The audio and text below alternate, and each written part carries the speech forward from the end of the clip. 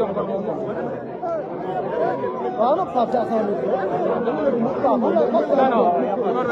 va s'organiser, on va tous aller en même là.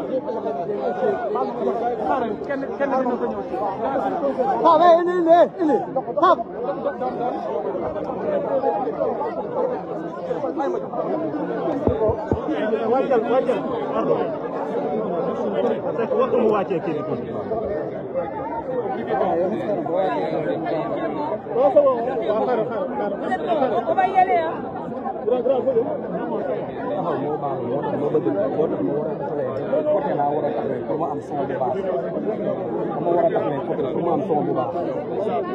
C'est bon derrière.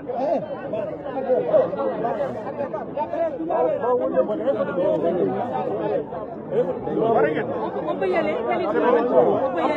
Après dinañ andi APS yaa moom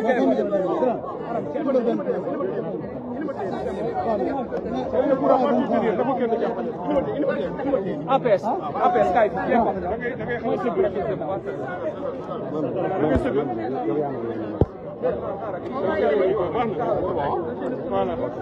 c'est bon, Saré. Cette journée marque quoi dans cette étape d'assainissement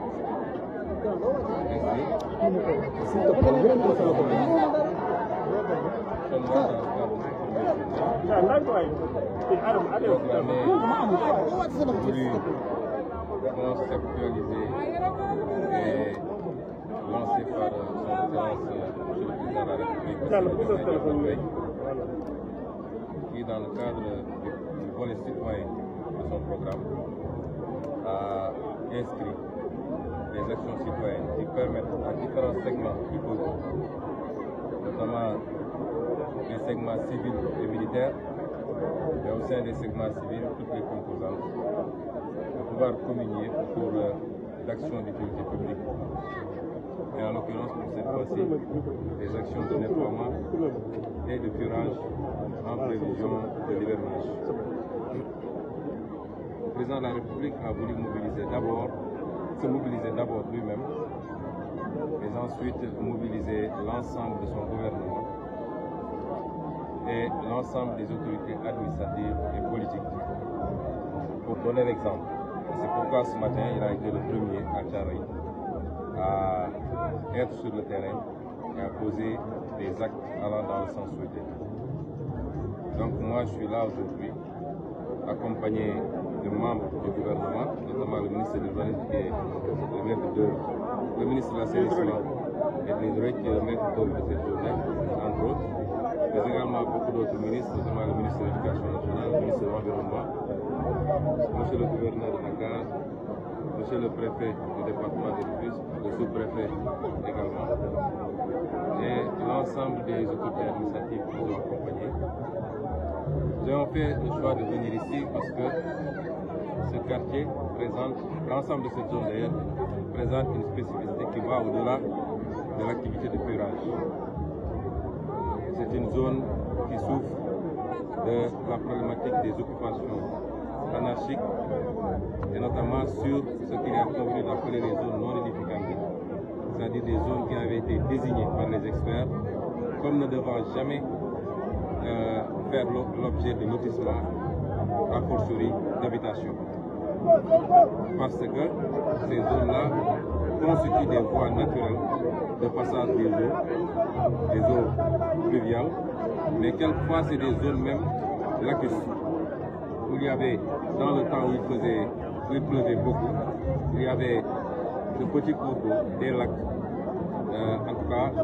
une stagnation d'eau à temps plein. Cette zone en est la parfaite illustration. Si vous vous rappelez bien, lors du conseil interministériel consacré à la prévention et la gestion des inondations,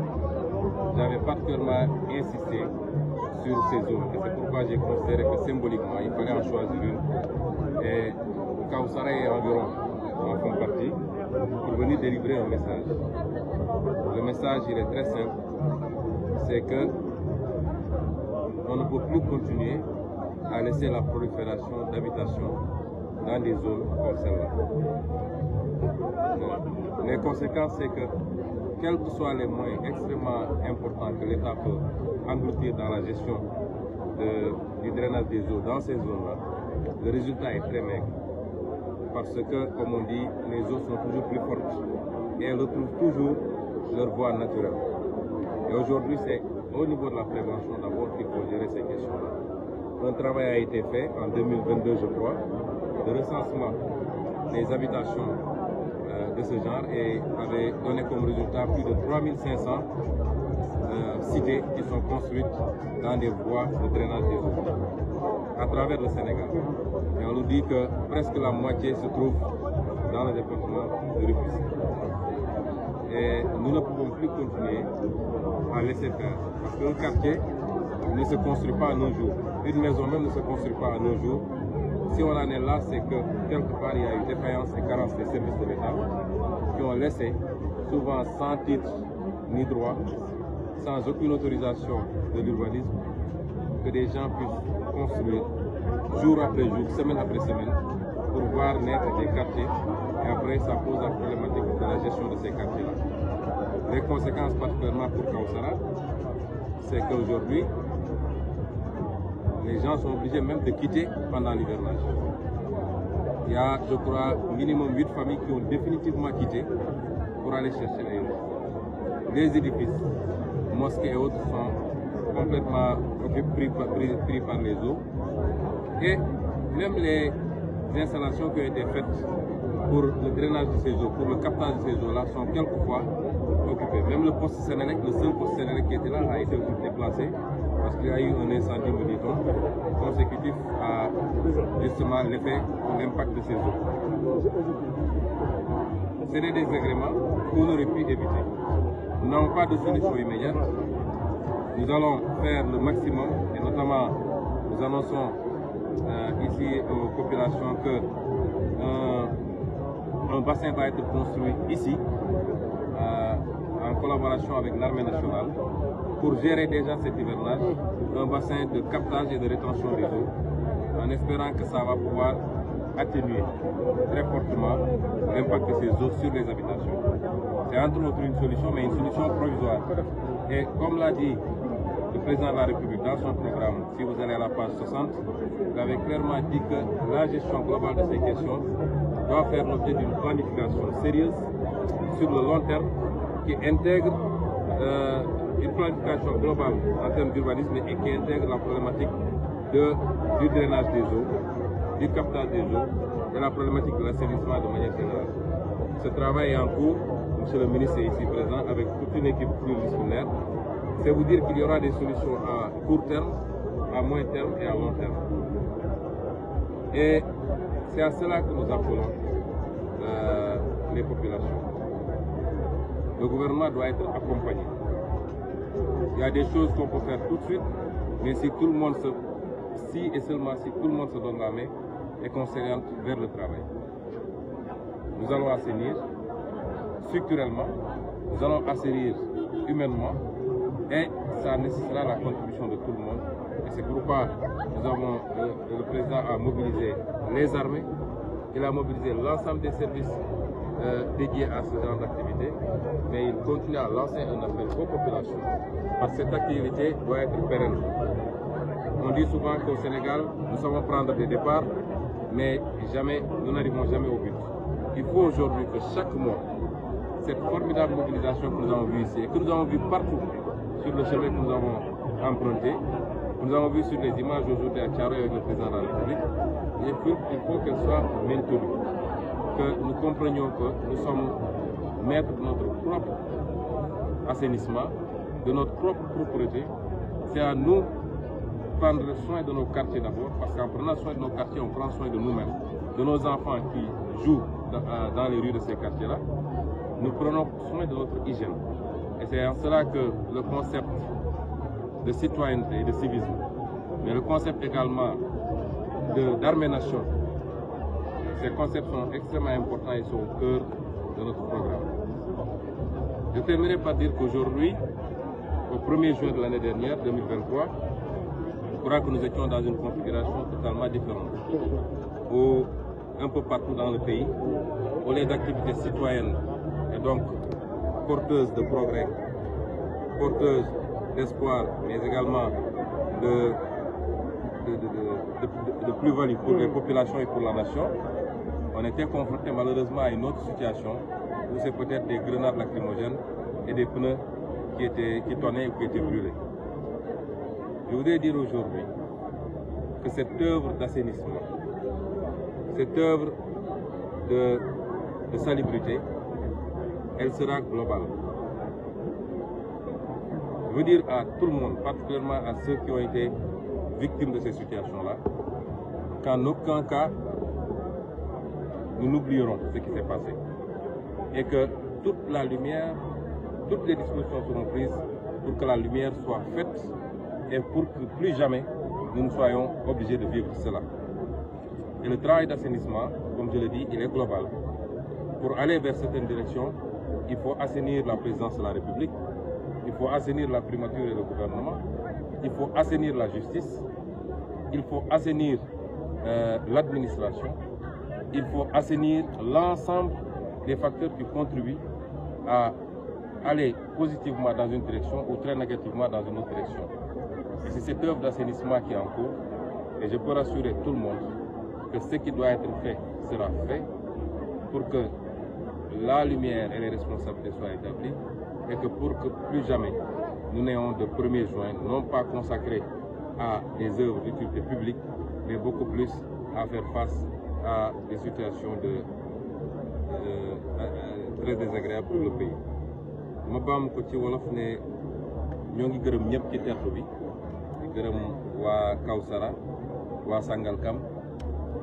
di am mbégte ci teew fii ci bés bu ni mel muy bés bi nga xam ne son excellence monsieur le président de la république Bassirou Diomaye Faye daf ko lancé woon daf ci woowoon sénégalais yi sant yàlla bi ko sénégalais yi wuysee ndax monsieur le ministre mi ngi may wax ni ñoo ngi jot remontée yi ci Sénégal yëpp mobilisation exceptionnelle la sénégalais yi def ci wuyu si appelu monsieur le président de la république ma wax ni man ni may ñëw maa ngi doon xool yenn image yi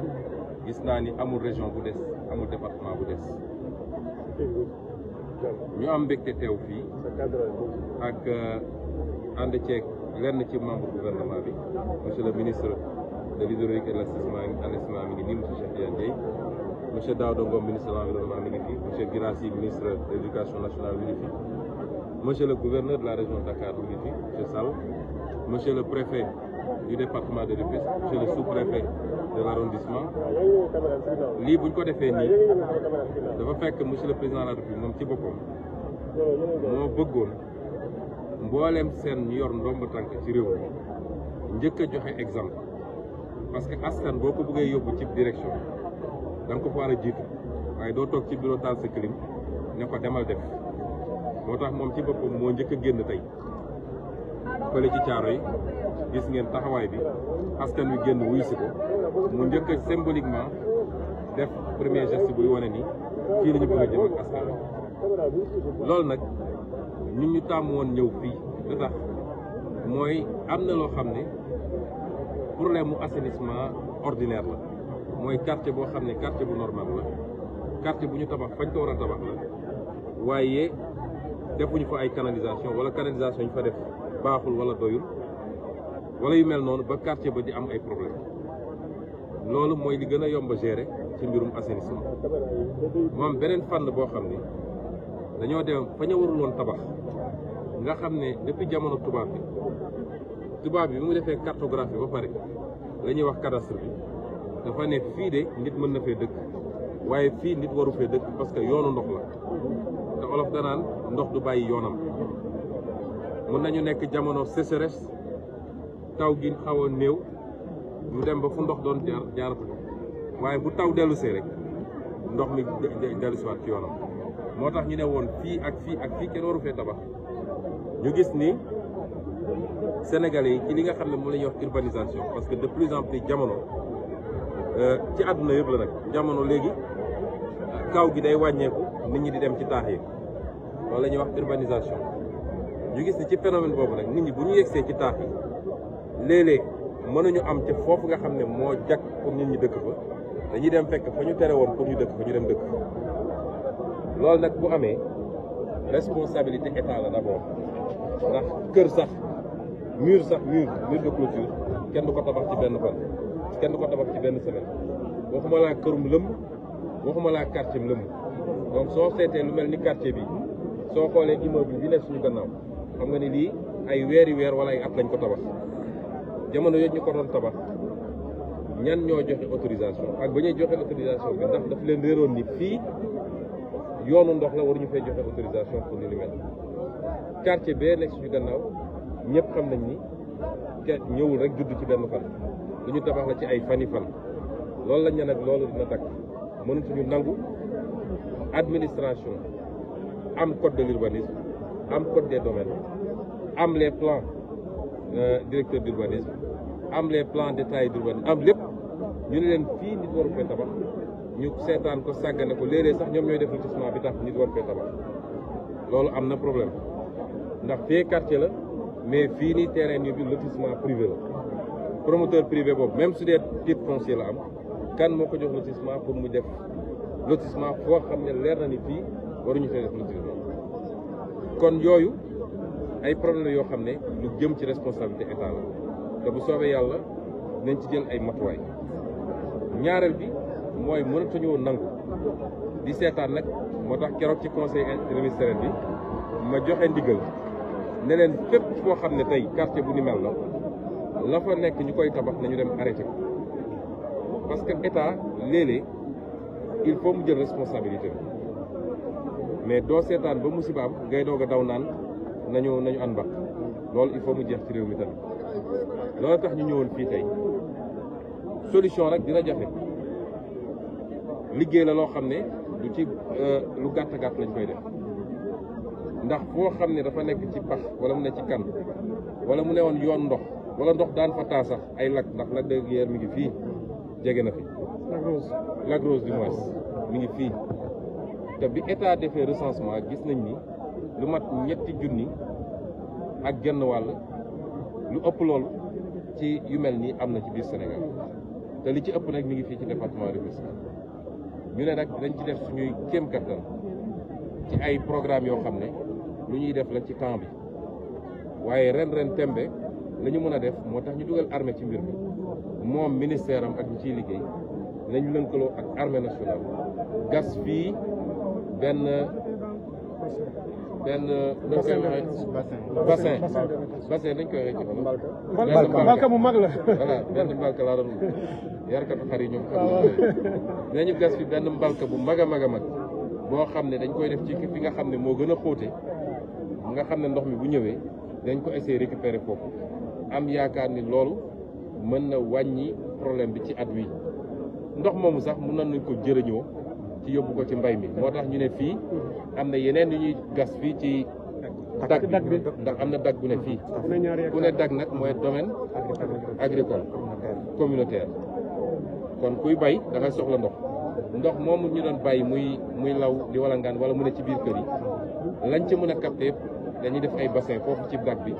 récupérer ko nit ñi mën koo utiliser même bu nawet bi jeexee dinañu am ñeenti weer yoo xam ne peut-être mën nañ ko utiliser pour di arroser seen maraîchage na kon loolu moo gën a bëri fii kon loolu moo taxoon ñu ne dinañ ñëw fii di lancer appel nag Sénégalais yi bëgg dëkk warul tax nga dëkk fu ne fii bu nawet bi xasee ba door am na population yoo xam ne dañuy obligé génn dem uti feneen wala ñu dem seen i mbokk ba nawet bi jeex am na ay famille yoo xam ne dem nañu définitivement ndax mëntuñ fi dëkk kon loolu te soo seetee xaalis bu bëri lañ fi investir am na ñu fi def ay millions yi millions ci kër goo xam ne mënoo fa dëkk au moins 4 weer ci at bi loolu nag ñuy lancer appel population yi ñoom it ñu jàppale ñu ci loolu ndax président Diomaye dafa ñëw pour bale moo tax bale boobu ngeen gis ko ci moom bale bi nag dinaa leen wax tey lan mooy cosaanu bale bi ndax Sénégalais yi gis bale bi rek waaye xamuñu bale bi ñuy nekk campagne Bignona bi ñu paree meeting Bignona bi 1 heure du matin wala lu ko raw nga benn góor gu màgget dañ ko jàpp sax woo mat ko mu ñëw ba sës ci oto bi maag président Diomaye sëgg di wax ak moom mu ne ma neel ma ko bale bi waa dëkk bu ñuy wax jéegul ñoo daje ñaanal ko wàcc seen kaamil def li ñuy def bu ñu paree jël bale bi jox ko ne ko boo duggee pale na nga jël bale bi bale pale ba mu set na nga jël bale bi bale Sénégal ba mu set na nga jël bale bi bale Afrique ba mu set loolu mooy cosaanu bale bi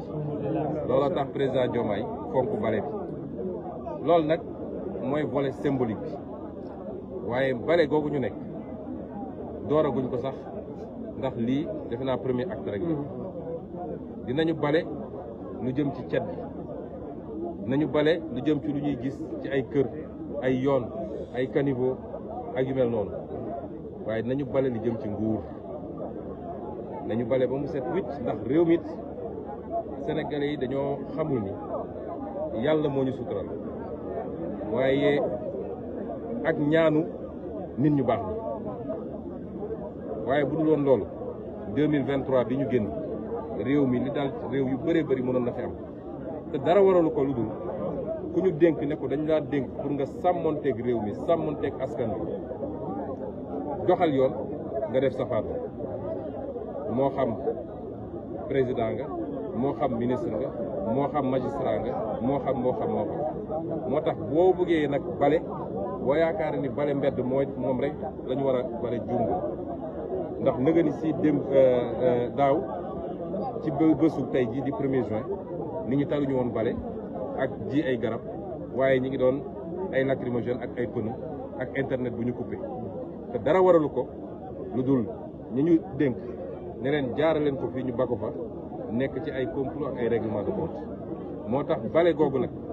may dalal xelu Sénégalais yëpp lañ ci war a def nañ ko def mbir mi dina leer nañ ba ñu xam ku def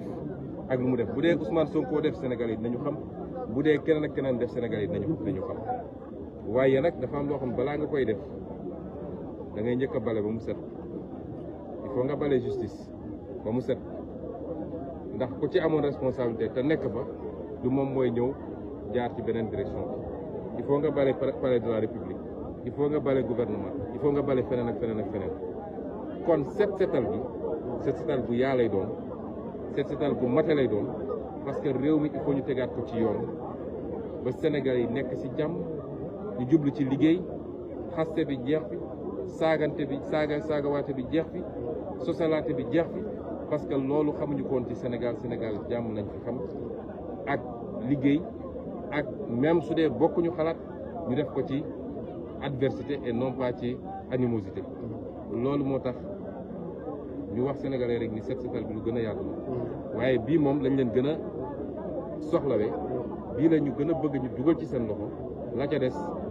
jafewuñu te dinañ ko def bu soobee yàlla kon ñi ngi gërëm ñëpp di am mbégte ci mobilisation bi ñu fi gis bëggoon nañ dugg ci biir quartier bi waaye gis nga mbir bi nu mu mel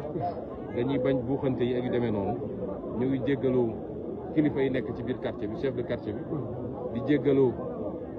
village yi nekk ci gannaaw chef de village yi ñoom seen dignitaires yi fi nekk it ndax fii am na ay dëkku lébu ndax wax dëkku lébu wax ay dignitaires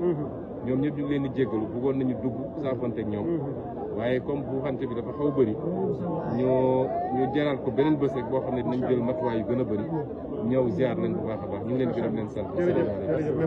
C'était le Premier ministre.